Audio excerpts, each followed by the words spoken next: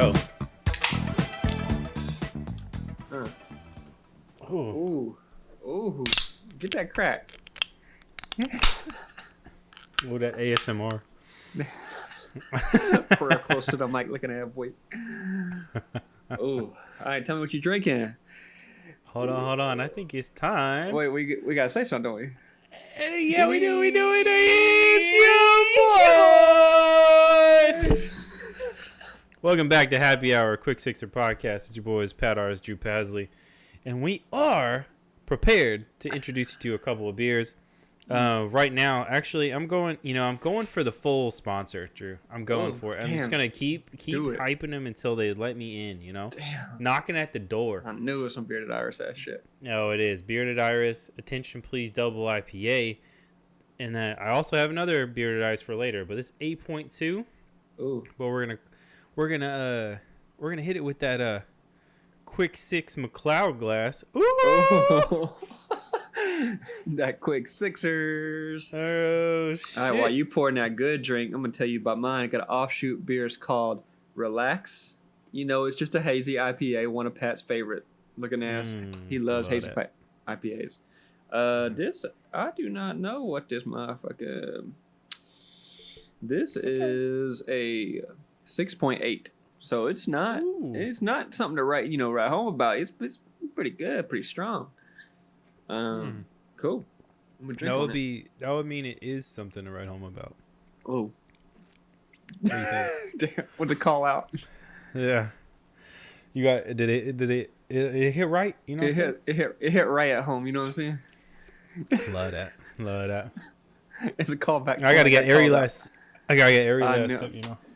For those of you who are listening, Pat is over here just trying to get every little bit out of that can. If I had a can opener, I'd claw it open right now. You'd be rubbing your finger on the inside, just trying to get a little bit out. Oh my god, like just peanut licking butter. the edge. Oh, nasty little getting boy. weird with it, Loves beer.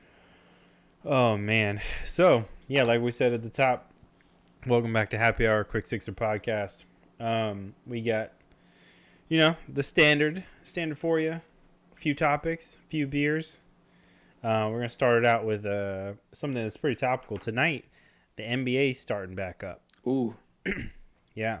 Big thing. How you feel about this? It is a big deal. Well, I feel like it was crazy to think that something that America loved so much, that the world loved so much, I see you. It was gone completely. We talked about restaurant culture on one of the episodes. And Pat, can you stop distracting me while I get my thoughts? Yeah, my bad. I got to look away from the camera while Pat fucking dances around with this beer. It's funny how this big part of our culture got taken away from us, and people was reacting real rough about it. And you heard what they did, right? They put them in a bubble. You heard about that? Yeah, I heard about this NBA bubble. Just kept them all. They just kept them all like secluded, so they could all be safe for the season, so they all wouldn't catch it. You know what I'm saying? They just basically quarantined themselves for a while until they could play again. And I don't know. For me, I'm kind of excited. Not that I'm a big NBA fan, but I'm excited to see sports again. Yeah, see sports highlights and stuff like that.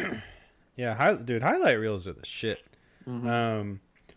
But this makes me think, like, I know they did the bubble thing, right? Yeah. But, baseball had its opening day, I think, last week. Or a little while ago. Yeah, last week, I believe. And, shit. A couple of dudes already tested positive. A couple of teams already got some positive. Oh, yeah. Damn. Yeah, so it makes me think, did that bubble even matter? Did NBA bubble? I mean, did MLB bubble as well? I didn't hear what they did. I don't know if they did anything worth a damn. I feel like they would have all followed suit. Like if NBA did it, then MLB and everybody else would have done it. But I literally, this is how much I'm not in the know, as I have no idea about MLB. I didn't know that they even had a game. Yeah, I believe this is probably just bullshit. What I'm saying, but I think it might be the Marlins. So, Florida fucking it up for everybody. Florida. Yeah. You just spread some information Florida. You don't even know about. I mean, but if I'm right though, if you were right though, it's a good educated guess. I'll say that. Yeah. That's what it is. It's educated guess. Oh shit, we might have a guest in a minute. Oh, Oscar's coming in. Binks. Yeah, he might. Oscar. Oh, there he is. Little head in the pocket. Yeah, man. So I don't know. What do you think? Do you think the NBA, even if even with this bubble, do you think it really matters? Like, do you think they're gonna? Well, do you think it matters that they still might catch it, or you think it matters? What are you asking? No, I'm saying, like, do you think it matters that they did the quarantine in the first place? I do. I honestly think that the science checks out. Like, if all of them stayed secluded for that long, then they could potentially do a season of NBA and not put anybody at risk.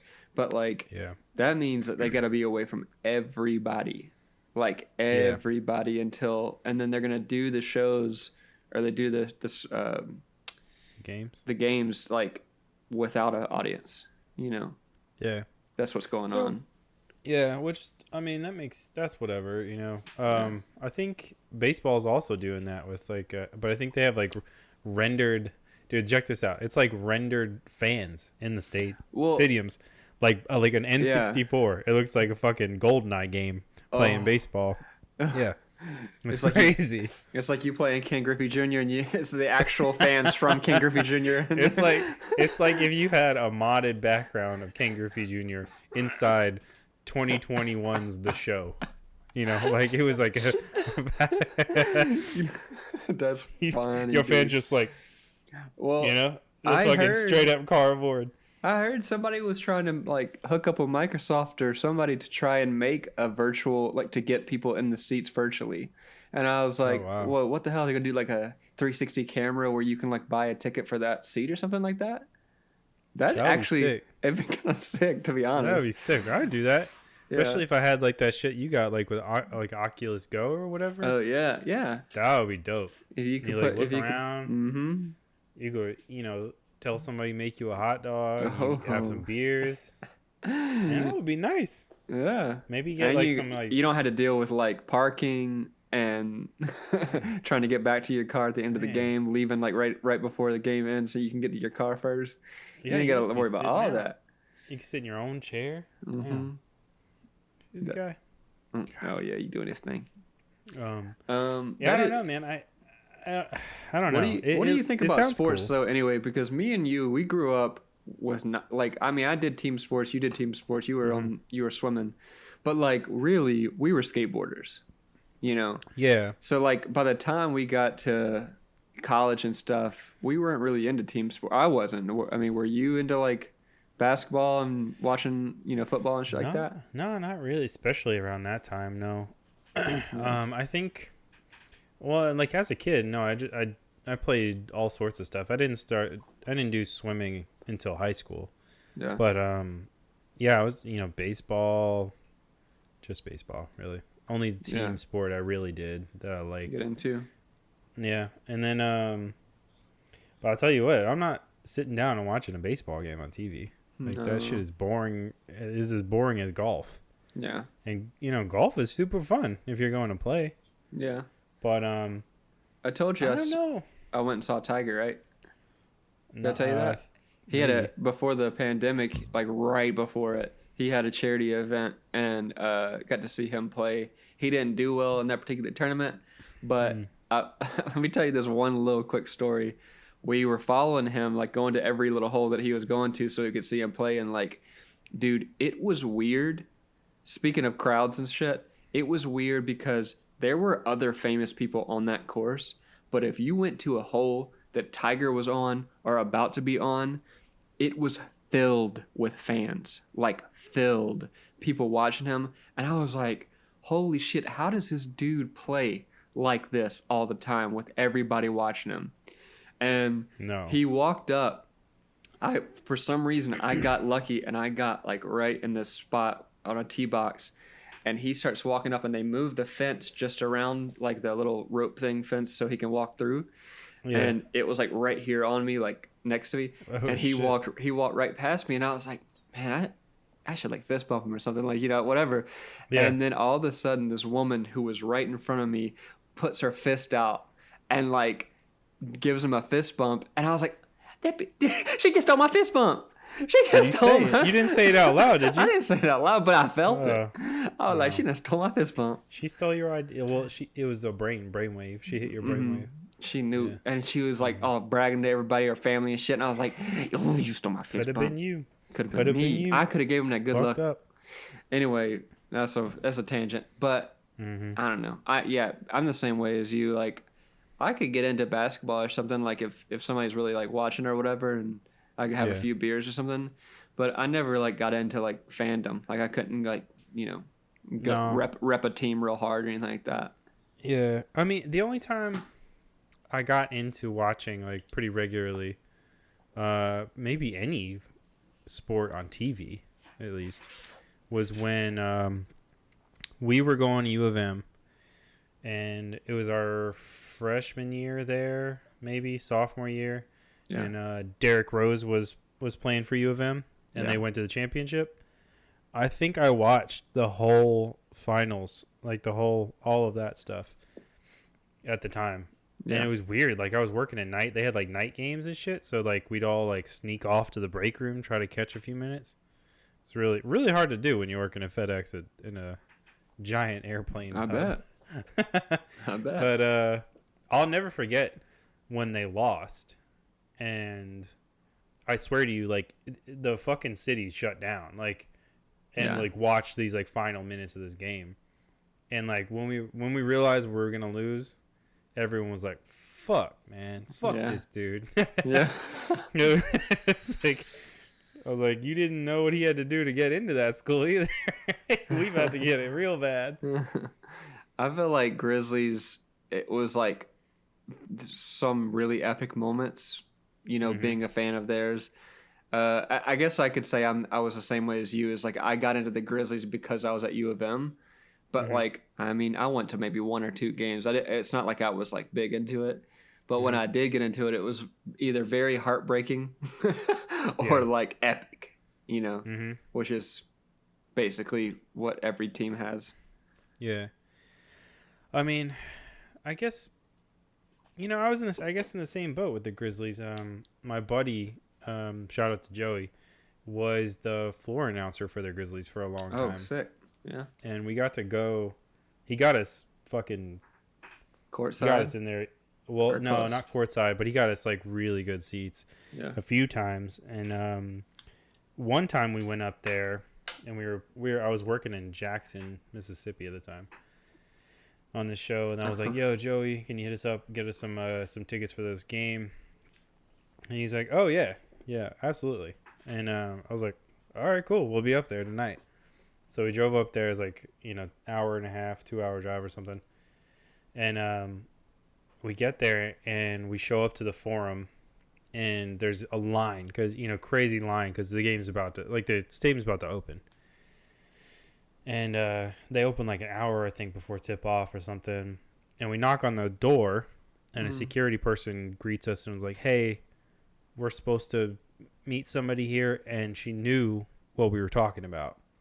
And she let me, my brother, and two of my friends in, and she was like, "Let me show you where you're gonna go, and here's some badges and shit." And I was like, "Don't you love that feeling?" I was like, "Oh damn, I'm getting in here." And she starts leading us in, and I think previously I'd maybe been in the Forum a few times. Like one of them was to graduate. We graduated college there, and she starts walking us down the stairs, and I was like, "Oh, like, what's this about? What are we about to do?" Yeah. And it becomes very apparent what we're about to do. We're about to go sit on the court and watch practice. Yeah. So I was like, "Oh shit, this is crazy." That's so sick. Crazy. So yeah, before a Grizzlies and Pelicans game, I think it was. Yeah. That's cool. We walked in and we watched practice for a little bit, and we're like, "Damn, we're hungry." So we actually dipped out of the floor and went and got some food and some beers, and then came back. And and Joey, the thing about that, like getting hooked up like that, is it comes with a price, and here's the price. Oh. So Joey's a little prankster, right? Oh damn. Yeah, and he'd give me tickets before, and I had to do something. And this time though, he knew the two dudes I was bringing. He made them do something for like to get the tickets we had, and I'm talking like we're on the first level. Yeah. You know, we're a few seats from the floor anyway. Yeah. And mid court, it was sick. And this dude says, like he meets us right before the game, and this is why he wanted us there to come early, like not just to like sit like see practice or whatever, but he wanted to tell us what we had to do for the tickets. Oh, y'all had to do some kind of dance, something. What? Oh, it was way better than that. What? So you know how they do something in halftime every game, right? Yeah. So he made my boys play a halftime game where you had to wear like beer goggles, and there was like a line of balls on like the half court line, and you had to like score like 3 or something, but with like these beer goggles on, you couldn't see shit. So you looked like an idiot, like trying to play. Yeah. And so my two homies are trying to do this thing and just looking ridiculous in front of a full packed crowd. And I'm telling you, damn. I mean, shout out to Cam and to Chase, because it was them that had to do it. So sorry calling you guys out, but Kahangi, that was you, man. That's hilarious. You didn't wait, so you didn't have to go in there? Not that time. The first time this happened, it was me, my brother, and Meg, and we he hooked it up when like we're really good seats or whatever. And when I walk in, he tells me what I have to do. And I don't know if he did this for everybody, because he also got tickets for my dad to go for his birthday and stuff like that. But he's a good dude. But the time that I went, this man says, all right, at halftime, Grizz is getting an award for being the best mascot of the year. He's going to get a giant sheet cake. Damn. With a Grizzly logo or something. And I was like, all right, cool. What do you want me to do? He's like, I want you to wear an opposing team's jersey, and I want you to cheer for the big screen once he gets this award, and they're gonna show you on the screen cheering. And I was like, okay. Oh God. Then what? He's like, he said, and then Grizz is gonna come out from the tunnel and smash you with the cake. I swear to you. Did you do it? Yeah, I did it. You could probably look it up. Look it up. See, it's probably on YouTube.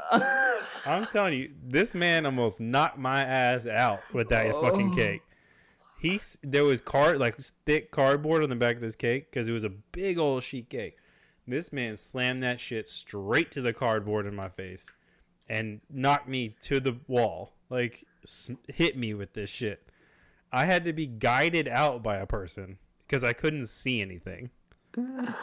They took me down to a shower and they told me, yeah, just wash that off and you'll be good. And then they just left me alone downstairs. Damn. In the tunnel. And so I wash it all off. I text my boy because I had a massive headache at that point. I was like, I gotta go, dude. That was fun. Thanks. It's all Dylan Meg. We're out of here, man. Fuck That's fucked up. I looked up Grizzly Memphis mascot smashes fan in the face with cake, and the first thing that pops up is Rocket's mascot. I can't. I gotta do that. I gotta find it. Positive it's on YouTube. But that's pretty epic though. Yeah, it's fun. I don't think I've never been on a cam, like a Kiss cam or anything like that for any of those shows. But the only thing is, like, back in Mississippi, we actually had a semi-pro hockey league, hockey Oh, team. team, and we love Seahawks. We love to go watch them, and catching a puck from them was like the highlight of my youth. Like that was like the Oh shit. shit. Yeah. That was the shit. I have like 7 pucks from those games, but I've never experienced like going on court doing like a halftime show or anything like that. So that's pretty epic though that you had the hookup. It was mad, like nerve wracking though. Mm. Like I'm pretty okay with like being. Yeah. What? I probably would have loved that shit, but I could see you just being like, okay, I'm done. Well, like I'm okay with it, but like to a point, you know, like yeah, okay, I'll do the thing, I'll do the fun, and then as soon as you feel like you got knocked the fuck out in front of 50,000 people, like it's a different game, you know. But I don't even know that can't be that many people in that forum. It's probably way less. Yeah. But anyway. Weird little story. We didn't plan to talk about on this, but that's a good story. So, I want to transition into something kind of related to this, but we were talking about sports and shit we played as kids, and do you think you have any do you think you have a game or maybe an activity or something that you like?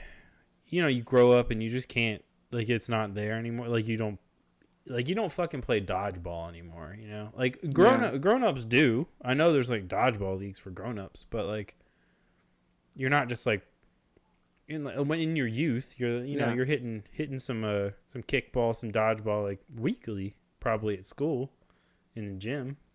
Yeah. I mean, is there any one of those things that, you would be psyched to play, like, now?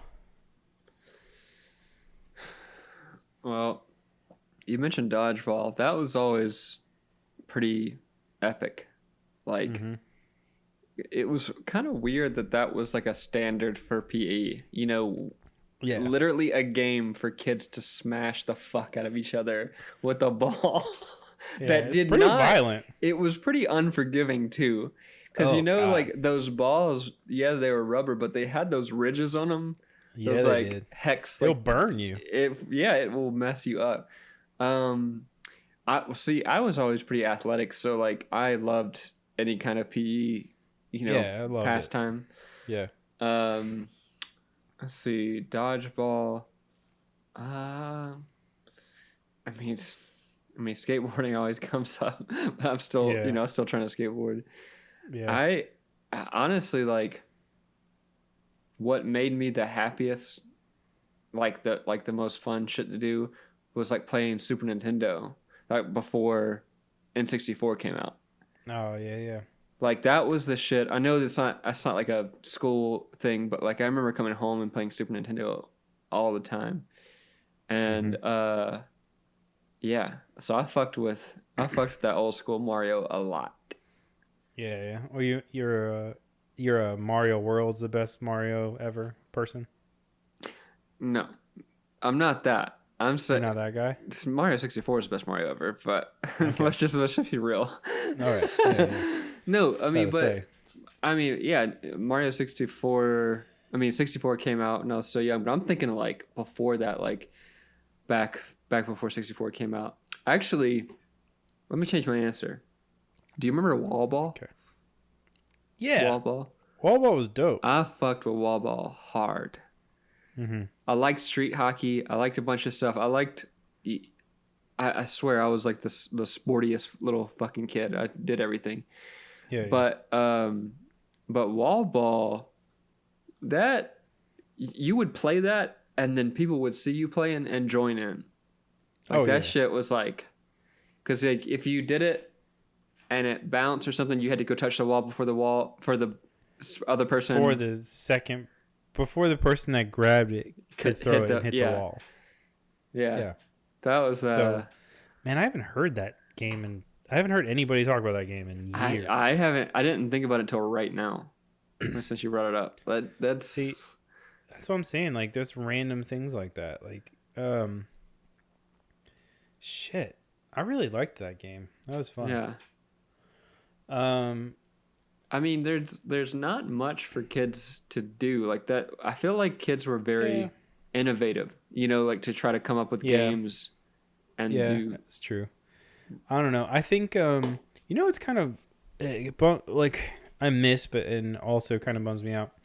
Also skateboarding, because now I don't really. If I go skate, I'm not like skating with like my crew from back in the day. Yeah. And but also, I know that feeling. In the same vein, like just go riding bikes with friends. I was just thinking that. And like exploring, like that was the shit. That was the shit. Like exploring your neighborhood, thinking that you were the first fucking person that ever seen that shit. Yeah. And be like, bruh, your mom drives you down this road every day. Like nah. You ain't no. She'll know about this. In a whole new light. Yeah. Dude, that was the fire. If you wouldn't have brought that up, that was just the next thing I was going to bring up. Because that was like, that riding around with your friends on your bike, like there was no rhyme or reason to it. You just went. Nah. Because like exercise, you didn't even know it was exercise. Yeah. And you would go and you would ride, you see like other people on their bike, other kids on their bikes, and you'd be like, yeah, where we going? Yeah. You'd be like, where y'all going? Man, straight Let's up, go. There was when we were growing up, we had this like, there was this neighborhood. There was a bunch of neighborhoods getting built around our neighborhood, and like there was all this like forest and shit that they were building into. So it was like all these like random trails. Like I guess they were moving construction through them and stuff, and like we'd go like, and sometimes they just like close them off because like, oh, we were not using this trail anymore, so they close it off, like put a barrier or something. But we were like, fuck that, that's a good thing to go ride my bike in. So like sometimes I feel like we did this for a whole summer, like for a long time. We had this like place in the woods where we'd like all go hang out, and like we eventually built like a teepee out there, and it was dope. We built this teepee out there, and my buddy, I feel bad about this part. My buddy, he's like, oh shit, we need something like to tarp this teepee, and I'm talking this is a real ass teepee. Like we had to get like the stronger kids around to like help get the bigger logs. Like it was fucking awesome. Yeah. And so this dude's like, oh, well, my dad's got a parachute. And we're like, what? Like from what? He's like, oh, he was like a fighter pilot or something. No, he's like a army person that jumped out of planes and shit. And I was like, all right, cool. Yeah, bring that. That's cool. So we draped this fucking teepee in this army parachute, like a real parachute. And left it. Like we never brought it back. And I'm telling you, like years later, after like this was a summer of doing this shit, right? Like doing all sorts of weird things out in those woods. Like we went back like years later, and I swear to you, there was like weed in there, like condoms. Like people had found it and like fucked in it and smoked weed in it. Like it was used. It was used and abused. Yeah, it was like, I don't know, man. It's like finding a bike that got stole, but the tires are all slashed and fucked up. Yeah. See, I always tell Pat this. I always say, if we had went to high school together, if we grew up together, we would have been friends because we did the same shit. Like I built a TP, and like I lived, when I was a kid, there was like some woods and almost like a swamp behind where I lived. And me and my friends did the same thing. We built a teepee, and we thought it was the coolest shit ever. And yeah, but I never went back to find condoms and weed and shit. I wouldn't even know what weed was. It was an awful find, you know? Like sometimes you'd be psyched about shit you find. Like we found this old like shack like house thing back in those same woods at some point. And I'm talking, there's no fucking trail to this thing. It was just out there. And we went in, obviously, because we're kids. You know? Yeah. Just like, I'm going in there for sure. And we go in, and sure enough, there's like weird old like newspapers with Elvis on them and stuff. Ooh. Like old stuff. Like, Mm.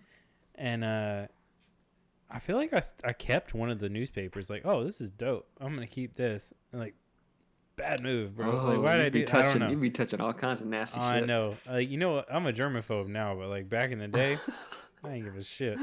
You'd be touching everything. Go ahead, pick that up. Yeah. But yeah, man. I don't know. we definitely would have been friends. Yeah. We would have gotten so many fights though. Oh man, I would have argued. We've been arguing. So much. No, I never got in a physical fight with my friends when I never like Really? I never did like the shove thing. There was one time where my like closest friend at the time was like he did something fucked up to me and he was mad because I wouldn't yell at him. I was like, "Bro, just leave me alone. I don't want to deal with it. Just leave me alone." Yeah. And he was like, "Come on, punch me. And I was like, "No, I'm not gonna punch you." Like, we spent 7 years being friends. Like, why the hell would I punch you now? Yeah. But I don't know. Nah, I found this out later in life, but I guess I would have stepped on I that guess toe, I though. was what? I would have stepped on your toes though. Oh, see, that's the thing. I found this out later in life, but apparently, I was kind of a bully to some of my friends. Oh. And I know, and it doesn't seem like me now, and I'm not that guy now, but I can definitely see. Shit. No, I don't even think it was that. I think it was more of a defense thing because at the time when, no, well, not even that. Maybe because at the time I had to wear a leg brace, like from 4th grade to like high school. Yeah. And I'm telling you, wearing a leg brace in your youth, that's a quick way to get some shitty people talking shitty things to you all the time. It's a good way to feel outcasted. Yeah. So yeah, maybe I think it was a defense thing, but I feel really bad about it now. Like, and I've talked to these dudes since then, which is weird. I think like still know people from when you were a kid. But yeah, they were like, "Yeah, dude, you were an asshole." I was like, "Oh, yeah, sick. Thanks. Sorry." Yeah, I feel like I found out shit like that. Like, not necessarily that people thought I was an asshole, but like there was like, I don't know, me and Matt and Madison used to hang out all the time, and people called us the asshole clique, like because we wouldn't talk to anybody, and I was like, bruh, I fucking hang out with everybody. I'm a weird punk ass skater. Like, I literally hang out with anybody who wants to hang out. Like, I don't understand why. And turns out we found out who said it, and it was this guy who was in love with like my girlfriend from high school, and he was mad at me. I was like, damn, it's trickle down effect. You fucking you hate me, you hate my friends, you hate everybody. Damn. I'm sorry, bro. Yeah, I think what hit me was when I found that out, that I was like that shitty. It hit me because I was like, these were like my best friends at the time. I was like, oh fuck, I didn't mean to be that way, but but it's good though. It's like cool that like when that shit happens, it sucks when it happens at the time, but it's cool like so you can build off of it. Cause I remember like when I lived in Perk and Wiggins, like I was doing plays and shit, and I was always like really popular. Like, I was prom king in high school. Yeah. Like, I was really popular. I moved to Memphis. I didn't know anybody, and it was very fucking humbling to like not be like safeguarded by the fact that like everybody liked me and everybody wanted to be around me and all that stuff. And I was like, fuck, I was kind of a dick. I was like arrogant, you know, when I was growing up. And then got a good old reality check when I realized that no one gave a shit about me. Shit. You got that real reality check when you met me. Real reality check. Oh yeah. Shit, if you know Pat, he's straight up going to tell you all your flaws to your face at the same time. Immediately. He'll name What's them. your name, Drew? Oh, you weak as fuck, ain't it? Damn. Motherfucker told me you a skater, huh? He told me I was a poser like almost like the second time we hung out. He was like, man, yeah, I thought you was a poser. I think like you even invited me to skate, like just to see if I would have said no, because you saw me wearing skate shoes. You saw me wearing skate shoes. Did. 100% did. You straight up wanted to truth. See. Maybe I was still a bully. Maybe I was just like phasing out of it. You were trying to bully me into stop wearing skater shoes. I was like, live this life. Oh shit. You not about that life like me. I changed your mind real quick, huh? You did. You got back on board. So, like I said earlier. Literally. Oh, you did. Yes. Oh shit. Here you go. That Homestyle, that bearded Iris. Woo! That's that one though. True. Like, you know why I like that shit too. It just looks aesthetically nice. You like that branding, huh? I do. Oh, I said 8 earlier percent. It's 6. It's not 8. Oh, boo. Oh, that's nice. But yeah, so I'm glad we talked about that though. This is some therapy right there. That's some opening up right there. That's a happy hour quick sixer. I know. That's a happy therapy quick sixer. Yeah. Quick fixer? Did I say fixer? You did. I'm gonna have to rewind and play it back. I think I said sixer. Quick fixer. I'm gonna fuck with you till end of time. I know. I don't know why I put up with it too. This boy called me. This boy called me earlier today. It's straight up. It's 30, 45 minutes on the phone when we about to do a podcast. I know. This boy stayed talking on the phone. Well, I was like, I gotta some logistics out. You know what I'm saying? I gotta rest my voice. Oh, okay. Fucking hell no. He would. Hell no. You ain't got nothing to say. I can't even think of an adequate person to. Speaking of the most embarrassing shit that ever happened to me was at your apartment or your house in Bartlett. You know what I'm talking about. Pat had a birthday, and like for some reason, him and his friends went in on me, like straight up tore me up. And then first birthday you ever went to. And I was like having a good time hanging out with everybody, drinking out, and then all of a sudden we're out like, what's that, your basement or something like that, your bottom floor? Had to be, yeah. Yeah, and then everybody was around, and they were like ripping my girlfriend at the time, and like, oh yeah, and and my girlfriend at the time said, "Drew, are you gonna say anything?" And Drew was like, "I know better." No, shit! I straight up, I said, like one of the dudes. Fuck it, I'll say his name, Dan. Well, bitch ass boy. He was the one that was talking shit, and he was wearing a striped shirt at the time. And I said, "What am I supposed to say to Freddy Krueger ass?" And like nobody laughed. Nobody laughed, and nobody gave a shit that I had a comeback. And I was like, "Really, guys? Really?" No. And nobody got nothing to say. And I was like, all right, well, fuck this, fuck y'all. And then like me and Thomas and bitch, we were going out at the time, and on the way to going out, I was like, I'm going home.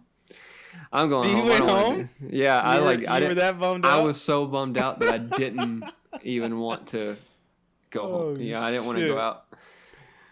Damn. That was a rough night. Like I got called out, and my fucking dumbass girlfriend at the time called me out at the same time. Like she couldn't even. She's supposed to be loyal. She's supposed to like protect me. Like you and your homies are ripping on me. She's supposed to speak up. Like I was like, I was trying to keep the peace, but fuck shit. y'all. It was I was faded. It was my birthday, so. Yeah, I can't apologize for them, but I'm assuming it was all in fun. Yeah, it was just like it was just rough because they were hazing, and it was like I wanted to impress Pat's friends because they thought that I was the poser that he probably told him I was. I was like, I ain't no fucking poser. No. I think we'd skated already with you at some point. But, yeah, they hadn't gotten their haze in yet on you. And I'll tell you what, if you were going to get... Oh, man, if some people were going to go in on you and check the shit out of you for a night, you did not want my crew doing it. It was going to not end well. No. You were going to go home regardless. Because, like, it was like they had lived a rough life. Like, Pat's friends had, like... It felt like they had already lived the shittiest life that you could ever live, so you couldn't say anything to them, without them like fucking you up. You know what I'm saying? Like they were the most ruthless checkers that you could ever deal with. That's true. Their lives were not all of them were hard. I'll tell you that for sure. But yeah, their checking game is top notch. I mean, it's. I mean, this is kind of funny, but like, to this day, well, I guess not to this day, but just in general, when I was at the shop, like working at the shop, though, like, literally no one would try to go in on me. Yeah, no one. I don't know why. I don't think I'd ever actually openly checked anybody at the shop. Yeah. It didn't really make any sense, but. I will fire your ass up. Like, don't even worry about that. You know what? Something weird happened to me when I moved to Wiggins in the 5th grade. Like, I was not... I don't know why people thought this, but, like, for some reason, everybody thought that I was just, like, this badass. Like, I don't know if there was, like, a rumor that went around or something like that. But no one fucked with me. Like, no one fucked with me, like, for a long-ass time. And I was like, damn... And I don't know if it's because I made friends with like the popular kid or like I don't know like what it was, but you did something, yeah. I did something, and then like I realized people were scared to get on my bad side, and I was like, "Damn, was there some kind of rumor about me that I was like, I don't know? I gotta ask Madison about that because maybe he knows." That's weird. You're not threatening, that's for sure. I know. They could have beat me up. I got in a few altercations that they could have definitely beat me up, but I don't know. Whatever. Yeah. I'll take the W. Speaking of our childhoods and pasts, I was just listening to what was it? Greg Jeffries. You know this guy? Nuh-uh. Is it Greg Jeffrey? Man, that doesn't sound right. Let me do a quick Google search. Do the Google search. Because I want to have this name right. All right. Yeah. Keep talking for a second. Sorry. Yeah. So I just opened up. I didn't do the little ASMR thing, but I just opened up another relax because your boy trying to relax. And I don't know if you're watching the YouTube, but my GoPro is like I guess overheating or something like that. So I'm switched to the webcam. That's why I look like shit. We're blown out. I know. I'm about to adjust. Ooh, that sip was nice. I'm about to adjust this light real quick. Go ahead with your badass. So hold on. No, this is the thing I wanted. This is the there's a topic. Well, not really a topic, but an opinion that I was watching this stand up by Greg Davies. Do you know who Greg Davies is? No. Greg Davies is a comedian from the UK that was like a school teacher at some point, and then he became a comedian. Ooh. He tells like great stories. He's fucking hilarious, but he's huge. He's like 6'8", like a giant man, but hilarious. And I was right before this. I was watching his special, Greg Davies, You Magnificent Beast. Yeah, and it's on Netflix. And something he said stood out to me, and I want to hit you with this. Go for it. He said he was watching E.T. recently. Oh, classic. And but he said he was watching it with his buddy, and he was saying, "Oh man, this is just amazing. Brings me back to my childhood." Blah blah blah. And his buddy said, "You know damn right if that thing poked his finger out through the shed, you beat the shit out of it with a shovel." So I was thinking, I was like, would I stomp out E.T. if I ever saw this fool?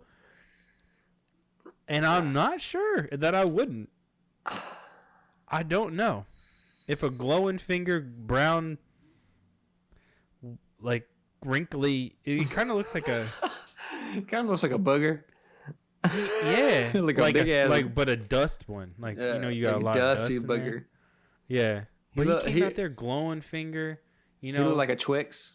You know how Twix got that rigid. But he looked like a grandma Twix. Like if a Twix was Asian. It like melted. Like a melted mini. Like you left that bitch in the sun and then put it in the fridge for a while. That's what he looks like. Or maybe like a Tootsie Roll, like a big Tootsie Roll. Yeah. You left it on the ground. Ooh. And they got all nasty. And then you put it had in the to fridge. get wrinkly though. It had to get wrinkly. Oh yeah, wrinkly boy. Mm. What would you do? Oh, if I saw E.T., I'm not in gonna real lie. life. I'm not gonna lie. I would probably try to be friends with it. Straight up, I shared this. I shared my first memory on this podcast before, like a long time ago, where I came out of a gray portal. That weird, like, first memory I had. I had, like, when I was a kid, I always thought that there was something, like, maybe I was an alien or something. So if I saw E.T. Jane taking in extraterrestrials. God damn. That's why they were scared of you. That's why all these kids were scared of you. They thought your bitch ass was an alien. They heard that's what they heard. That was the rumor. You came out of the great portal. that was the rumor. These fuckers heard, oh, the new kid came out the gray portal. Oh shit. You heard about it? He wanted them gray portals. Bro, he's straight up one of them. Bro, you heard of them gray portal kids? He won. He coming. Don't touch him. Don't touch him. He'll turn you into one of him. Don't touch him. He's a gray portal kid. I straight up, if I saw E.T., I'd be like, where'd I come from? I'd be asking him questions. Oh my God. I wouldn't even care about him. I'd be like, do you know about me? Oh shit. He'd be like, yo, is the gray portal near your world? He'd be like, bro, you didn't come out of no gray portal. That was your mind fucking with you. Yeah. Oh my God. But like, that is a very good observation, because as people, if there's anything that don't look like us, that looks like it might attack us, we not fucking with it. No. We smashing it, we stomping it, we punching it. Oh my God. But yeah, so that's Drew's a good take on ET. That's a good. I'll be. Yeah, gray portal kids for life. Woo! Mm-hmm. Oh, you get a best friends necklace with him. Speaking of ET, are we gonna bring up this UFO shit? The Pentagon released. You hadn't heard about it? What have you? No, I hadn't heard of it. Bruh, they're straight up UFOs. Well, hit me up. Well, yeah. I think we talked about this before. I don't know if we the Blink-182 dude. We talked about him, but they're so like the government publicly admitted that there was evidence of off-world material found in the form of vehicles, which basically means they publicly admitted that there was UFOs. Oh shit! I'm seeing this. New details from CNN. New details of UFO encounters to be released to public 2 hours ago. As we're recording this. Yeah, this is. Wow. That's a very interesting thing that you brought that up, and then all of a sudden, because I just found out about it too. That's kind of crazy, and not crazy because I didn't believe it before. Because come on, man. If we had the imagination to think it up, that shit was real at some point, like UFOs and shit. Where are you going with this one?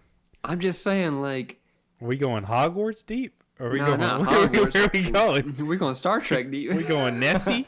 We going Loch Ness Monster? What's going on? Mermaids? I don't have any conspiracy Atlantis? theories about monsters and demons and whatnot, but like. Life on other planets doesn't seem that crazy to me.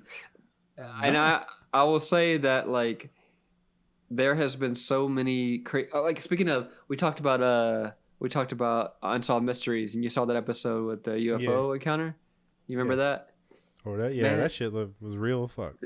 That was, I mean, like, all those people with all those different encounters, I mean, the same encounter but different perspectives. Like that shit is crazy. And then what? 3 weeks after that shit got released, 4 weeks after that shit got released, all this in the government's admitting that there's fucking UFOs. What the fuck, bro? No. What the fuck? You know, it's kind of all right. So it's been no joke, and I mean, I'm gonna count this as our positive moment. You know, we finally have proof. This is positive. That's a positive moment. We tested positive for UFOs this year. You might have tested positive corona. We tested positive for UFO. You know, bro, 2020 is tripping. Like, it's wild, bro. We talked about it in a different episode, but yeah, this shit is straight up. 2020 is full of surprises. Oh man, and the thing is, like, I just don't want to know what's next. That's the thing. It doesn't matter if you don't want to know. You're gonna find out. I know. Like, we just hold it back. I'm good now. Like, and there was an earthquake today in LA again. Are you good? I didn't even feel it. I didn't even feel it. Yeah, 4.3 or something. Oh damn. I know. I saw some crazy footage of it. I must have been drinking a beer or something. I was like, oh, I'm just shaky. Oh, I'm just shaky. It was at 4 in the morning. You drinking at 4 in the morning? Damn. Oh no, I'm upset about that too. Mm-hmm. I mean, I'm tripping. Like UFO. I mean, but for the people that did already believe that this stuff was real, then it doesn't really matter, you know. Yeah. So I'm not like crazy surprised. I'm not surprised either, but I do love that, like, all of these people that we thought that were crazy for so long, like Tom DeLonge and all this stuff, all of them are about to be validated. Yeah, that's pretty cool. Because like the government is finally going to admit, yeah, all those crazy people that you had on podcasts, all those crazy people that we put on Sci-Fi Network, they were actually right. Ancient Aliens, dude, though? Yeah. Oh, that guy? The guy that hair keeps getting bigger. That guy. Oh, if that dude's right about any of that shit. You're right. You're right. His hair about to be. It's like, I was right. I can grow it as big as I want now. His hair gonna be this big. He gonna have a whole new. His hair gonna be on a whole new planet. It's gonna be like a beach ball. Like, bruh, huge. When that meme came out about him, and he's like, aliens, you know, whatever, and they kept making his hair bigger. That shit's fucking hilarious. Actually, he kept making his hair bigger. Oh, he actually did that to his hair. Did he? Oh my! I'm not sure, bro. Just look up Ancient Aliens, dude, and you'll see like a progression of his hair getting bigger and bigger. Oh, that man is like when. All right, so that used to be a show. Like Meg used to have some background noise to fall asleep, and like that was the show that would put her to sleep like in minutes. I know, weird dreams. But you know, that's not me. So, like, I would be sitting there having to listen to Ancient Aliens, man, for ever. And I'm telling you. You'd be sitting there. Couldn't deal with it, could you? No, I could deal with it. I was just like, man, this dude got some ideas, though. Like, yeah. I've never been one to, like, be into conspiracy theories or whatever. If shit sounds real to me, though, like if I can imagine like UFOs or whatever, I won't like preach it to the choir, you know. I won't like fucking UFOs exist, but I'll be like, yeah, I could see that, you know. But I'm not gonna get into it. I'm not gonna be like, because like, what does it matter? Well, like if I'm the 70,000 person who's just like, aliens exist, like that's not gonna do anything to me. That's not gonna do anything for me or for society. No. Anyway, it's not.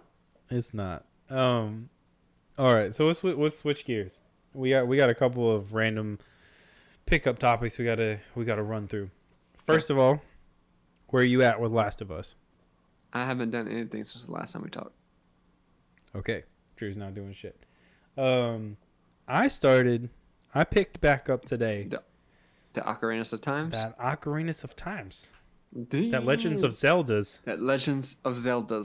Mm-hmm. Bruh, one of the best games ever, huh? I mean, it still holds up. Like, are you playing in 64 or are you playing emulation? Oh. It's your boy.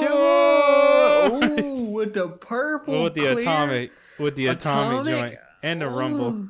Ooh. With the rumble pack on it. Oh, and I got the extension cord. This shit 8 feet long, motherfucker. Bruh, if you had that controller a year after N64 came out, you was the shit.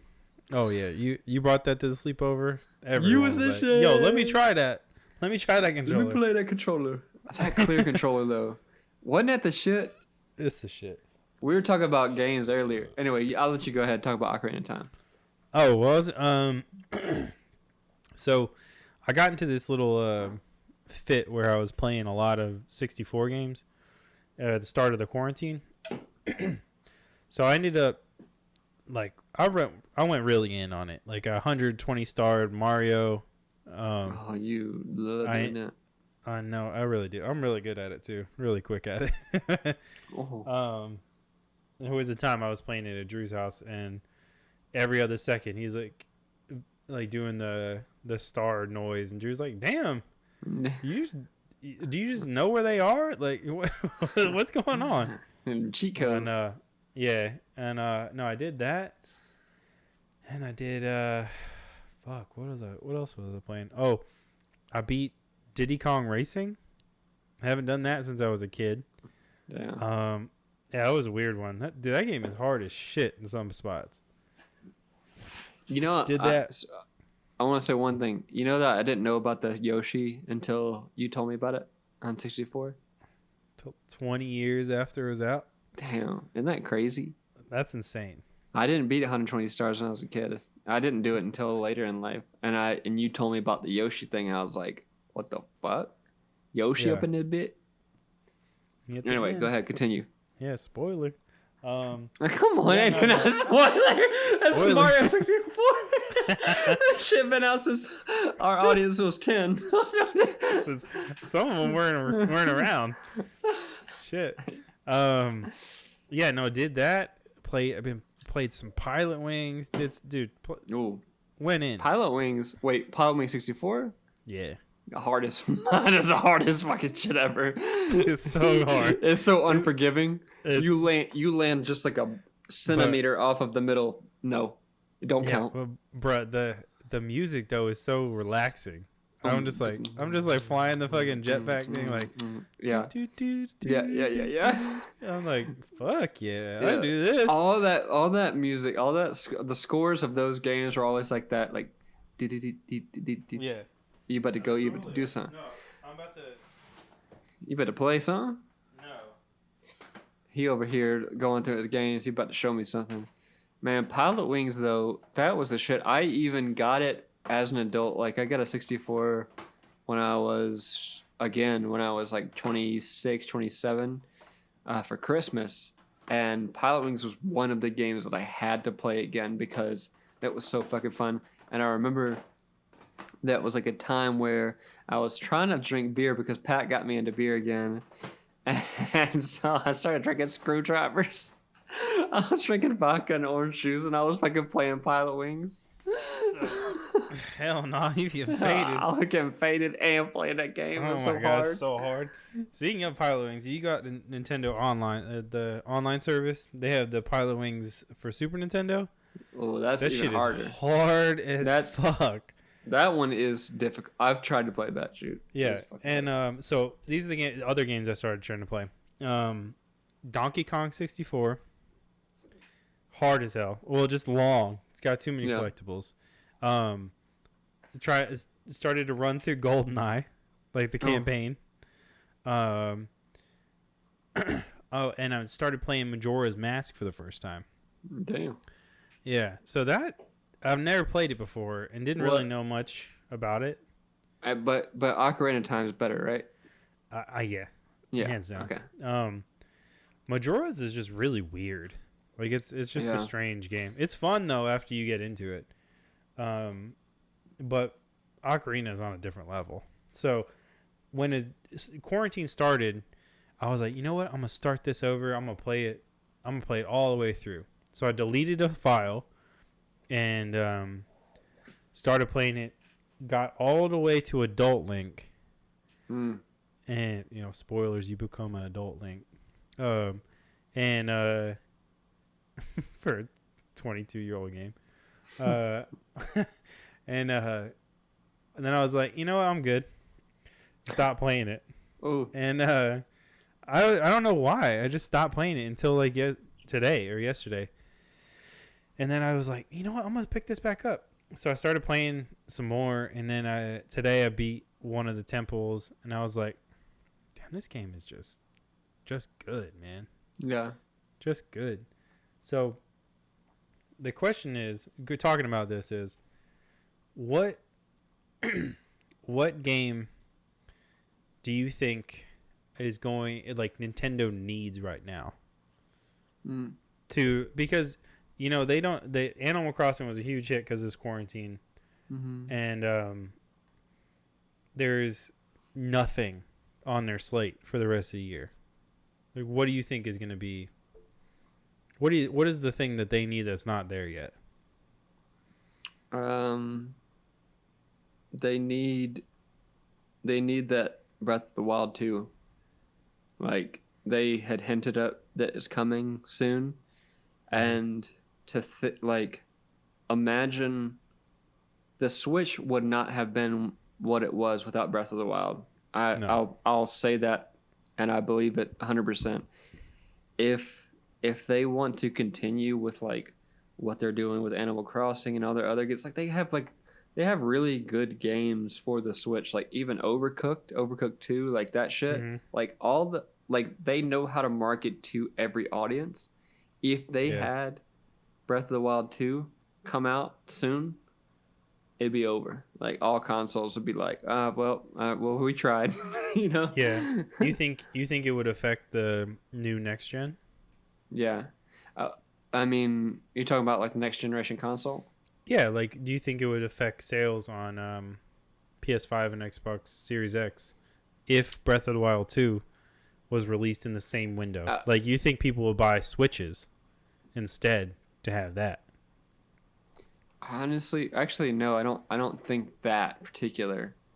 But to compete with PS5 and Xbox, I think the new Xbox is coming. There's a new Xbox coming out, or it's already out? Yeah, no, it's coming out. Holiday launch window. Yeah.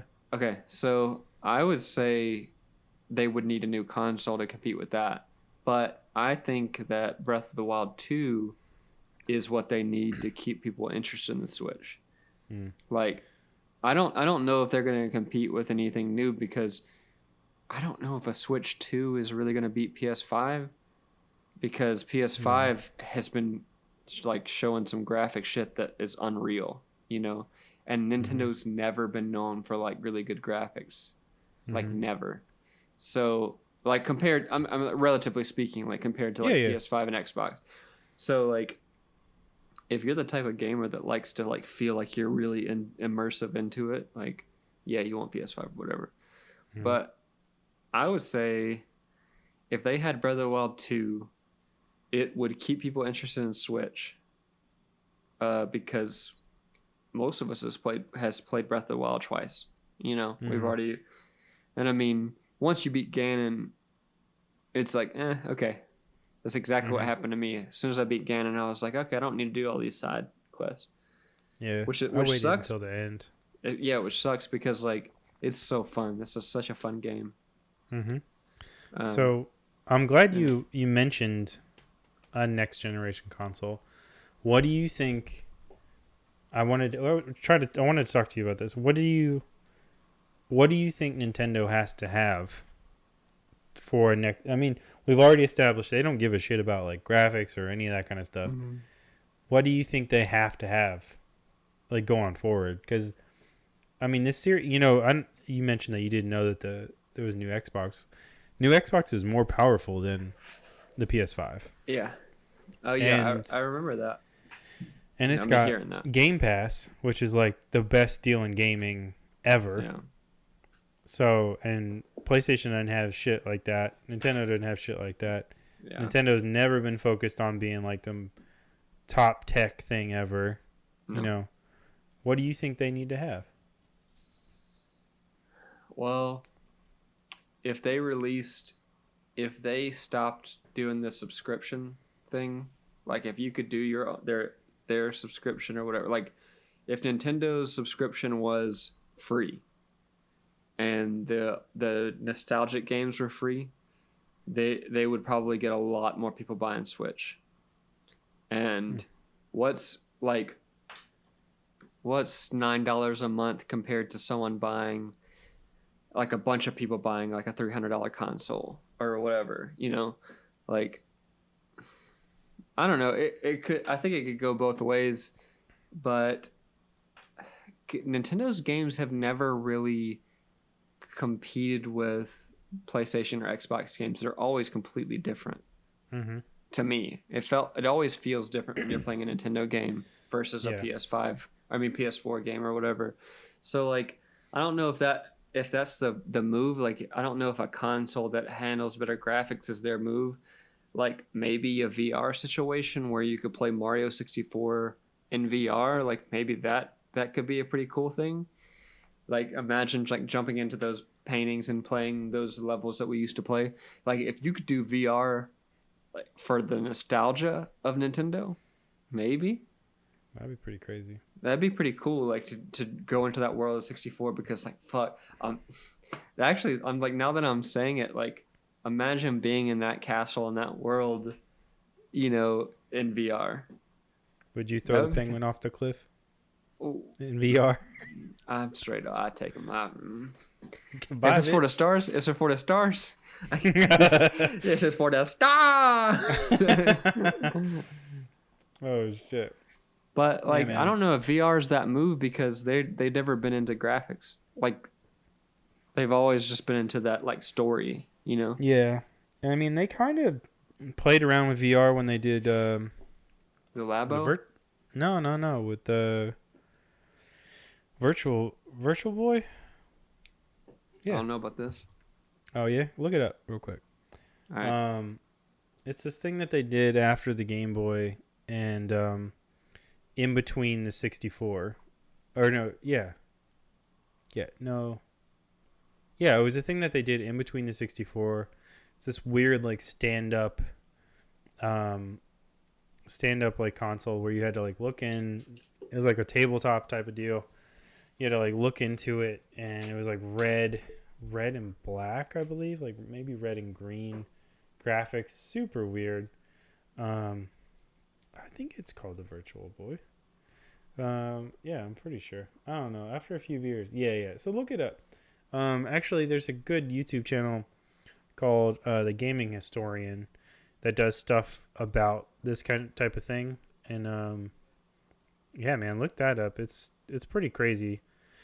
There's one on eBay right now selling for $1,300, which is insane. Because it's oh dude, they had the worst. It was released in 95, so a year before the N64, and it was done that year because it was so bad. It gave people headaches. It was just all around awful.